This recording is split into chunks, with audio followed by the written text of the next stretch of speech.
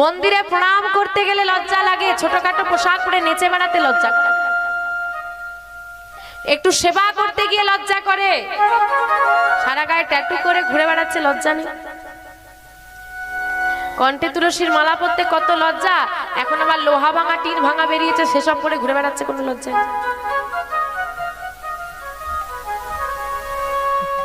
মাগো ঘৃণা করছে কাকে? বলে সাধু এসেছে প্রণাম করব, গায়ে নোংরা, কত ঘৃণা। আর বাবা মেয়ের হাতে ধরে বাবা বাজারে বেরিয়েছে, মেলা দেখতে বেরিয়েছে, ঠাকুর দেখতে বেরিয়েছে, এমন একটা পোশাক পরে মেয়েটা বেরিয়েছে, বাবাই তার মেয়ের দিকে তাকাতে লজ্জা করছে।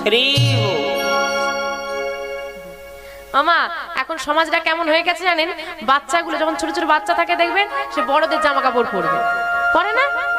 বাচ্চাগুলো পরে